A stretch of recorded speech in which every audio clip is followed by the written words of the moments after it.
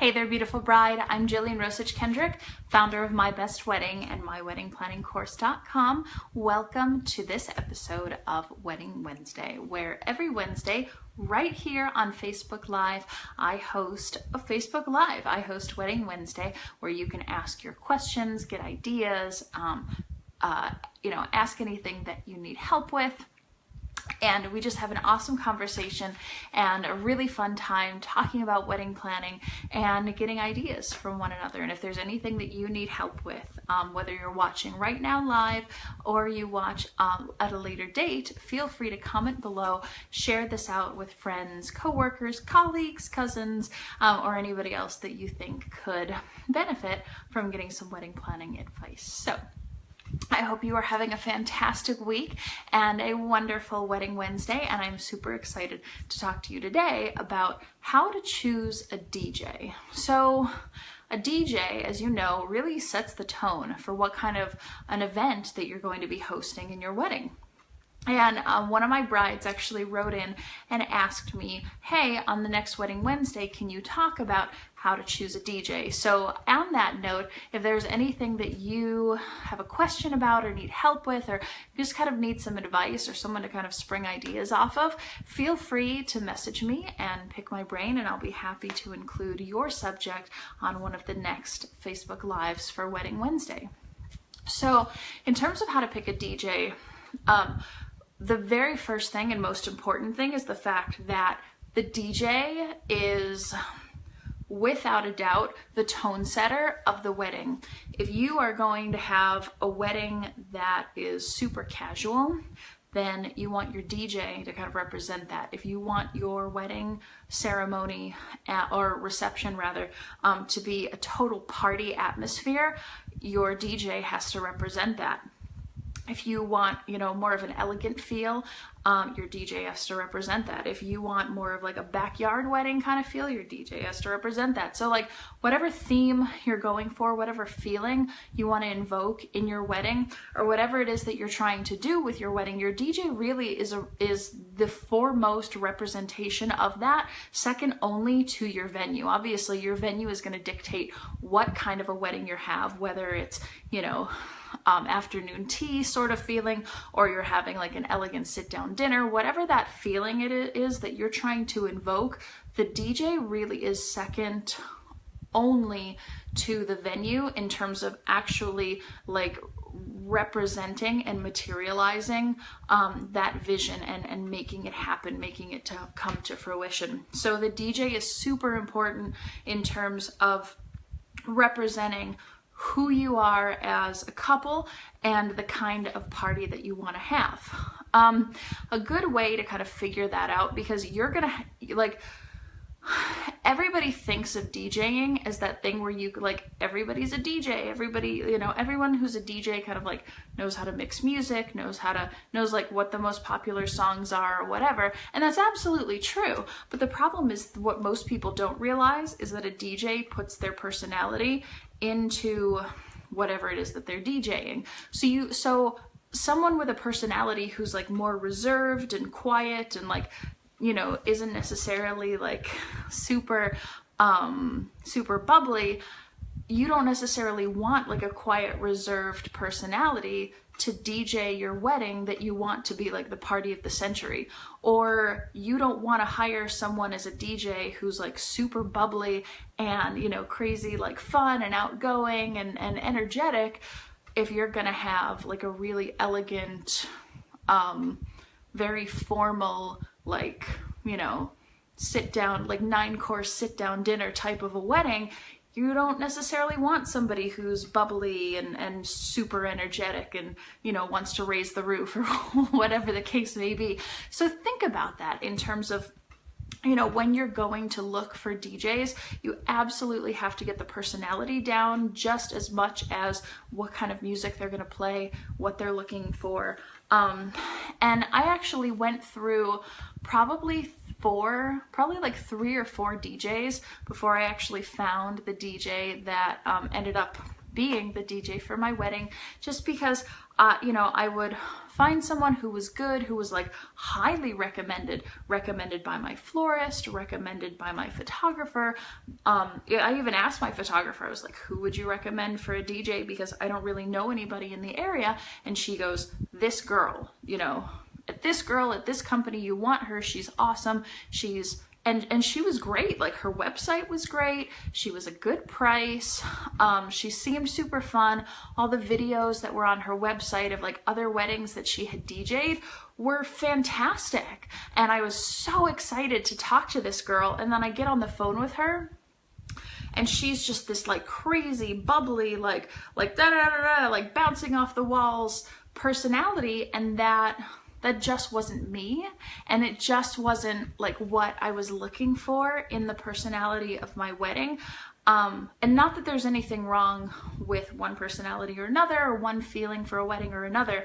It's all about what you want and who you click with, and being able to work with someone that you find that sort of chemistry with. So like on the phone, she and I just just weren't quite in sync with like what it was that I wanted and what she was able to give me in terms of being a DJ, and, you know, the feeling that I wanted and the party that I wanted and all of that. It just didn't click.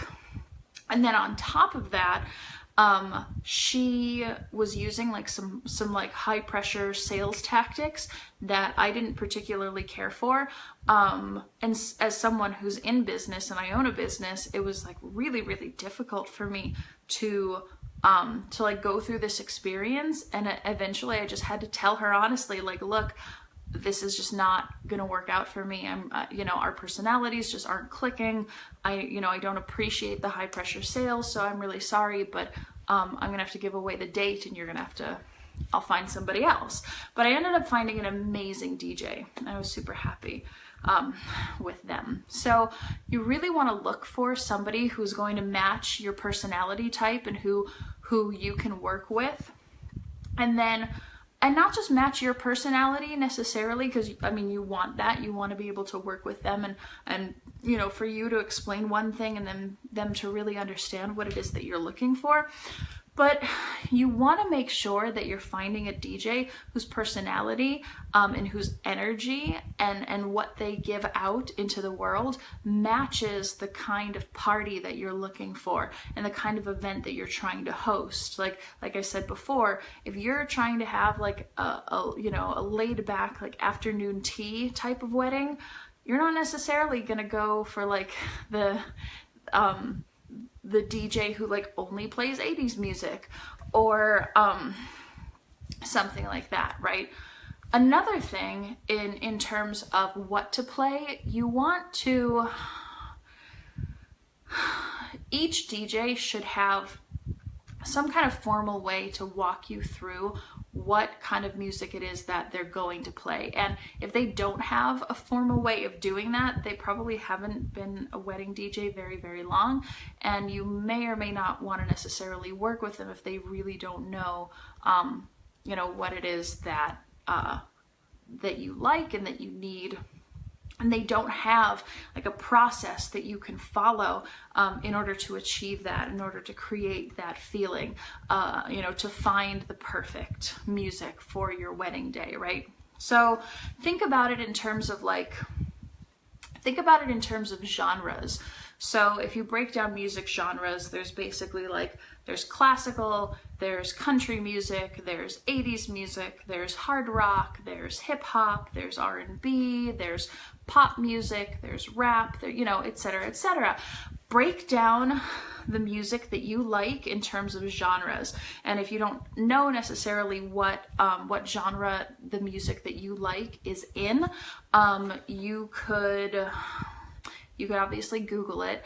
And another great thing that you can do that a lot of DJs are doing now is utilizing Spotify. Like, you could create your own wedding playlist on Spotify and share that out with your DJ and be like, hey, here's a list of all of the music that my fiance and I really, really love to listen to. And, this is what we're looking for. This is the feel that we're looking for. And this is what we want to achieve. So break down what kind of music you like and what you're looking for in terms of the genre, and then be able to describe, you know, top 20, top 100, you know, 90, you know, do you like the 90s boy bands? Okay, well, there's like 90s boy bands that are like R&B style, like Boys to Men, or there are 90s boy bands that are more pop, like NSYNC, Backstreet Boys, 98 Degrees, that sort of thing. So you need to be able to kind of distinguish what genre you're in, and then kind of like a secondary distinction of, you know, that type of music as well. And equally as important, and I say this in my videos as well on the membership site, equally as important as what music to play is what music not to play. Because let's say, for instance, God forbid, you are, you know, you're at your wedding, you're having a super fun time, you're really enjoying this, and then all of a sudden the DJ plays a song that reminds you of like your ex-boyfriend. And wouldn't that, like to me, that would be incredibly heartbreaking if all of a sudden in the middle of my wedding I like heard a song that reminded me of somebody else. I would be like totally heartbroken by that. So equally as important as what to play is what not to play. And in fact, my husband and I, when we finally found the DJ that we decided to work with, we spent probably an hour to an hour and a half of solid time just talking with the DJ about what not to play. Like, we didn't want rap, we didn't want rock and roll, we didn't want, you know, this, that, and the other, with a couple of exceptions. And you can even create your playlist, or what to play and what not to play lists in terms of genres as well. So you could say, like, I absolutely want these 3 genres. These 3 genres you can play if nobody's dancing, or if you really need to like get the party started, or if you know nobody's participating and you want to create some energy, you can play like these 3 genres. And then here's the list of like another 3 or 5 or whatever, that under absolutely no circumstances should you play this list of music. And it's really up to you, again, as far as like what you want that feeling to be, what kind of emotion you're trying to invoke, what do you want your guests to leave with? Do you want them to remember your wedding as like the party of the century? Do you want them to remember your wedding as, you know, a low-key fun event? Do you want them to remember your wedding as this really like elegant experience?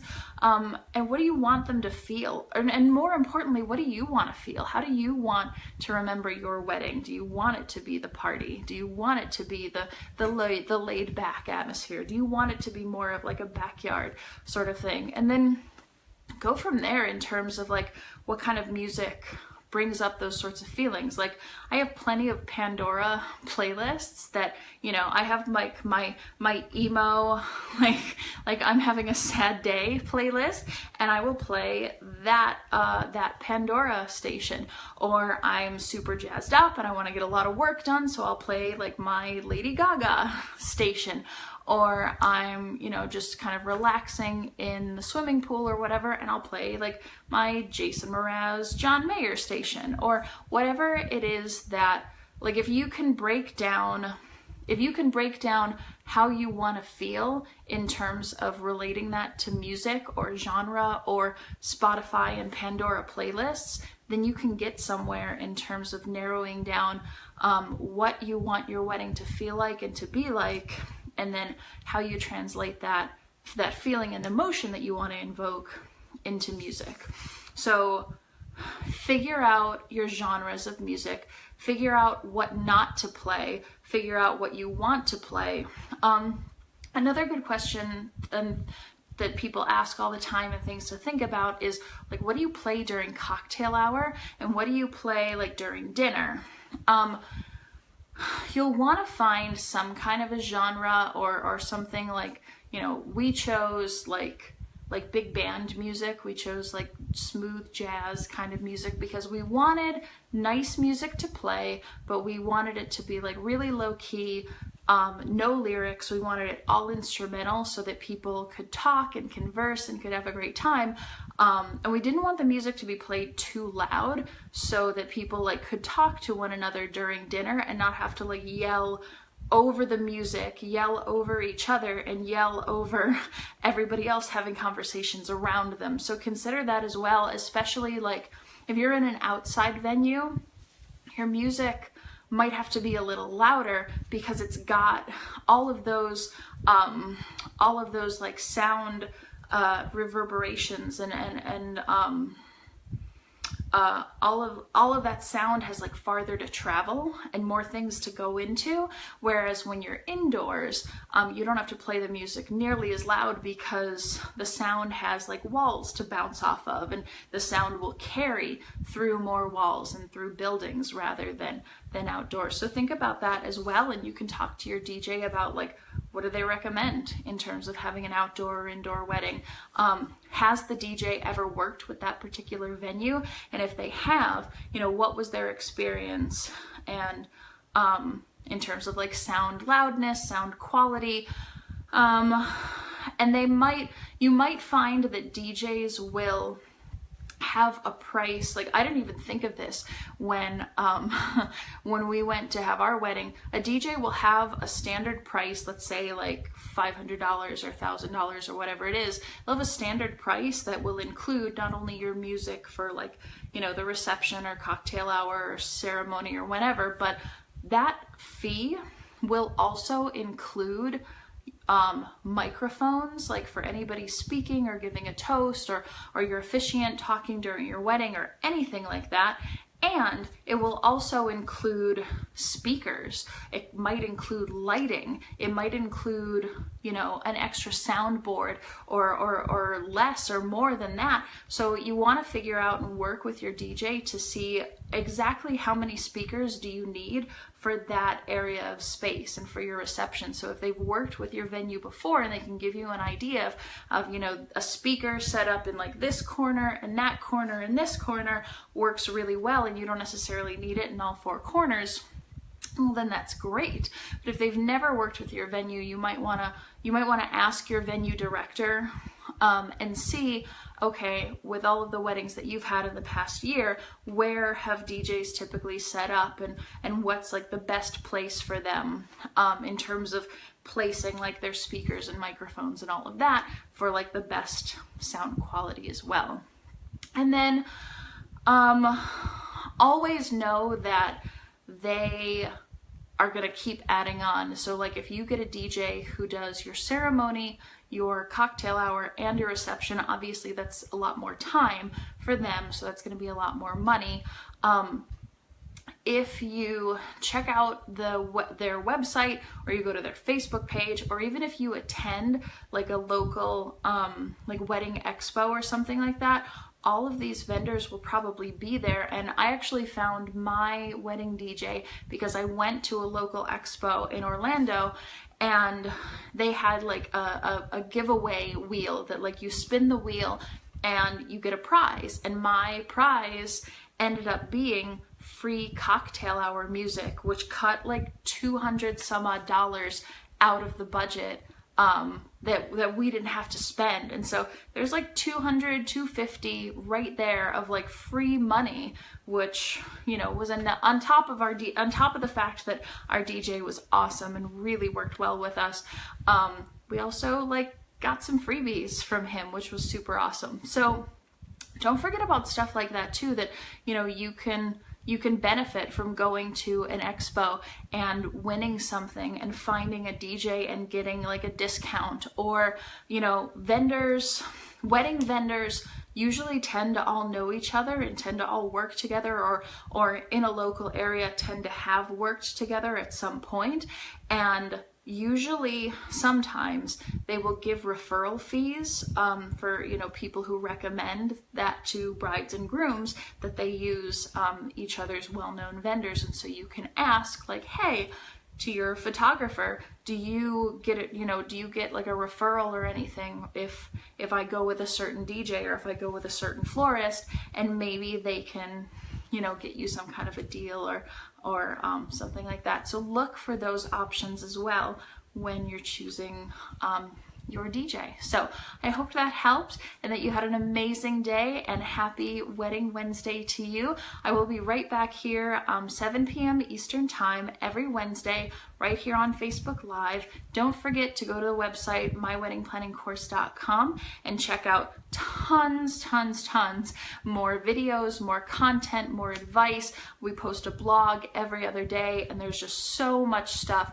and awesome information that you can dive into on the website over there as well. So hope you have an amazing Wedding Wednesday and a fabulous time wedding planning, and I wish you tons of blessings and love, and I will see you next week right here on Facebook Live.